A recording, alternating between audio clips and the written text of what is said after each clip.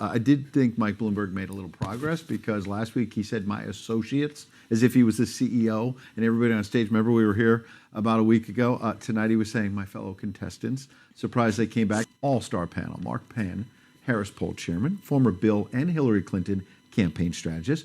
Erin Elmore, RNC former deputy press secretary and Republican strategist. Brad Blakeman, former deputy assistant to President George W. Bush. Welcome all. Thanks. Thoughts? My thoughts were this was a pretty disrespectful debate to everyone involved. The American people, the people of South Carolina, the candidates, and anyone who actually turned on their television. I think these moderators owe everyone a giant apology. They lost it early. Completely out of control. There were no takeaways. There was no aha moment. There was no gotcha. There was no substantive discussion. I think the biggest takeaway, if you had to pull and figure one out, Joe Biden's really out of touch.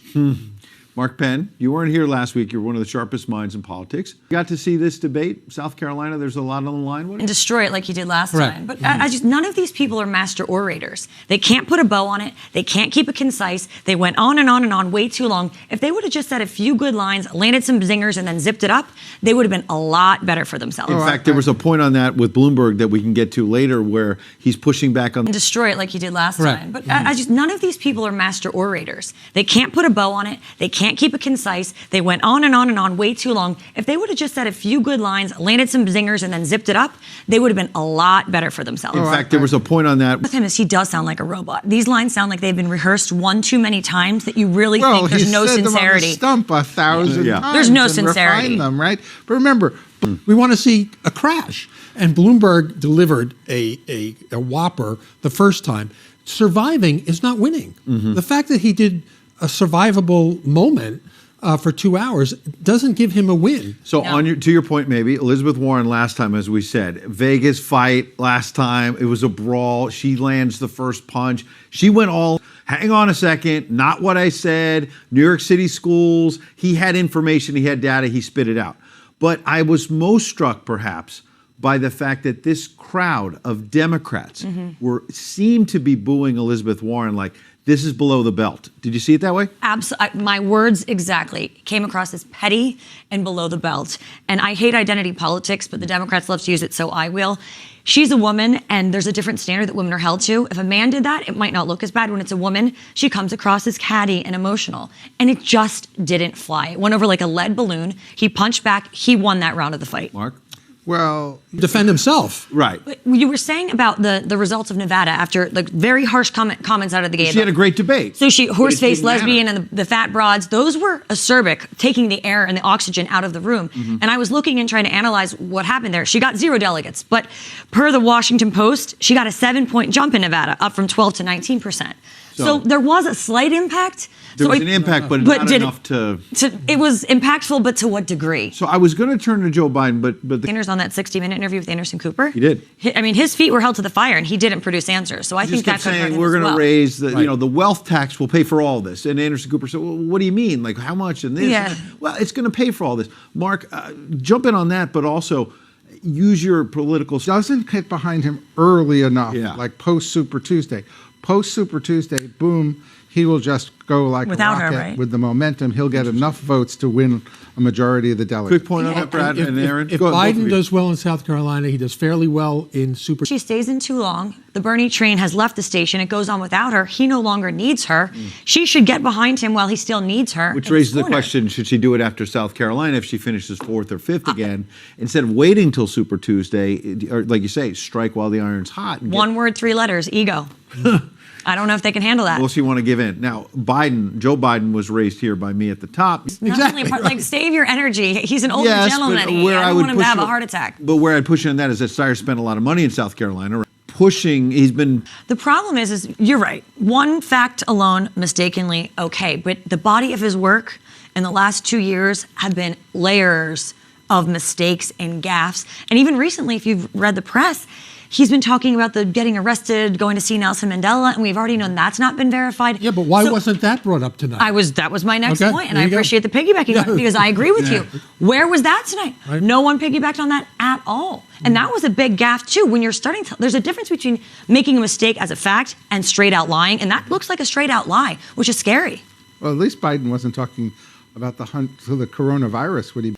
when you start making college free and healthcare free, it creates a bigger chasm between the haves and the have-nots. Because the people that can't afford to pay get the free healthcare that is very poor quality, hard to access, and then the people that can't afford college go to the lesser college. It's like going to the post office versus FedEx. You see the result and you see the outcome of it. Free isn't really free because Right. taxpayers are paying for it. Correct. I mentioned the moderator who was sitting with Barack Obama and that And they trip did late in the- this person. They did a little wave. Wait, at the baseball remember? game. Enjoying themselves, whooping it up, doing the wave. So what was your takeaway from that? That to me is embracing a totalitarian regime. You can put lipstick on a pig, it's still a pig. It's totalitarian, it's authoritarian. I mean, you can't go into Cuba and say they're educating children and teaching them how to read, but what's really going on is 5% of the country has internet. If you go into women's clinics, they have no sutures and the stirrups are rusting out. It's a communist regime. I mean, And the automobiles are from what, the 50s? or the 53, 40s? Yeah. 53, I believe. Well, I thought I actually lived in Israel for some months. But what I happen to believe is that right now, sadly, tragically, in Israel, through Bibi Netanyahu, you have a reactionary racist who is now running that country. He's calling them. He didn't have an epiphany and say, I'm not speaking at APEC. He's never spoken there. Yeah, And the true. fact is, in one side of his mouth, he's saying, well, we got to get people together in different backgrounds. We've got to all sit down together. Yet he won't sit down with APEC. Well, but it's one thing not to go, I guess I'm trying to say. It's another thing to say that they're a bunch of bigots. Bigots. Well, of course, but this is his MO. And the fact any Democrat, Jew, and I'm Jewish and I'm a Republican, who would acknowledge Also Jewish, and I think, what is the logic for moving that embassy back? There is no logic, there is no reason, and that's why President Trump is so revered and loved in Israel. And you know what? It's terrifying to see the anti-Semitism growing in the Democrat Party with the Squad and people like that, and growing in the country, and we see these attacks on synagogues, and it's absolutely terrifying that you're seeing this from the top to the bottom in this Democrat Party. Someone like Bernie Sanders, I'm not sure that he supports Israel at all. So racial justice came up a lot. I want to get Mayor Pete in here because remember stop and frisk. So what we did last week, you have the Mark Penn Tribune, and you're putting the newspaper together right now. It's a very tight deadline because the debate just ended. Your front page headline is? my front page headline is, look to Biden to win South Carolina. It's his make or break state. It looks like he's on track to win it. Sanders comes out, the overall juggernaut. Biden gets back in the ring. The rest look to me like they're going to have to Becoming, drop out. because we thought, in Vegas it was like a two-man race, Bloomberg and Bernie. Then he has a really poor performance, Bloomberg. Bernie does really well in the caucuses, maybe better than expected in terms of the coalition. You almost seem to be hinting at, could it be a two-person race, Biden and Bernie, although with Super Tuesday quickly after South Carolina, Bloomberg still has a lot of money, right?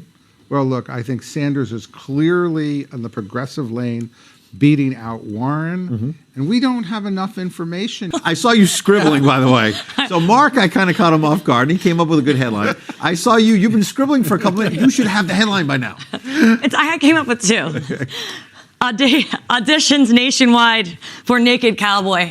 Twice minimum wage offered. I was teasing you, but you might have won the headline debate. I like that headline. That's good. And that's good. I'll That's leave it, though? there. That's it. I'll leave it there. All right, Brad. But well, I'm ahead. South Carolina, Biden's last stand. Yeah. Sounds like that's all for watching. Have a great night. We'll probably see you after another debate very soon.